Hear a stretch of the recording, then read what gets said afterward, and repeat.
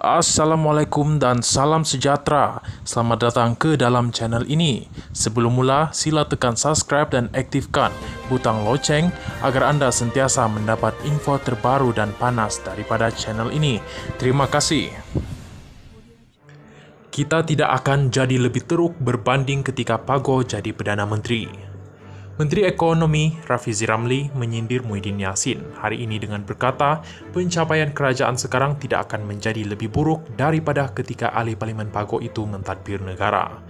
Ia selepas Muhyiddin mencadangkan agar kerajaan menyediakan pakej rangsangan ekonomi dan memperuntukkan 100 bilion ringgit Malaysia hingga 200 bilion ringgit Malaysia di dalamnya. Rafizi menyifatkan cadangan itu akan memberi beban tidak wajar dan ekonomi masih boleh berada dalam keadaan baik tanpa pakej rangsangan.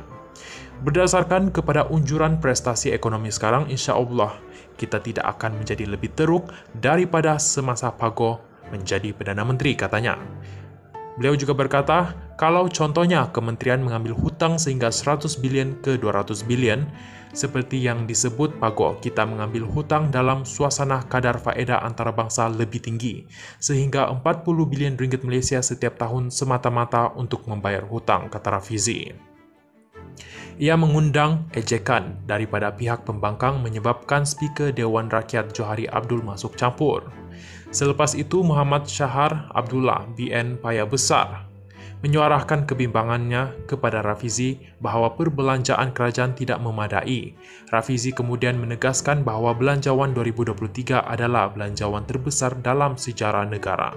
Maksudnya, kerajaan telah berbelanja.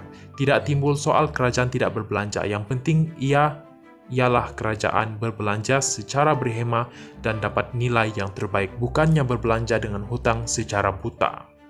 Kerajaan akan terus berbelanja besar tetapi tidak semata-mata untuk mendapat sokongan rakyat.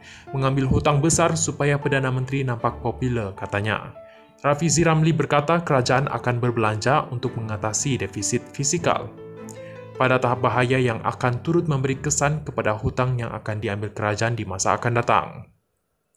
Dia berkata jika kerajaan tersasar daripada sasaran defisitnya, ia bermakna penarafan hutang adalah lebih tinggi.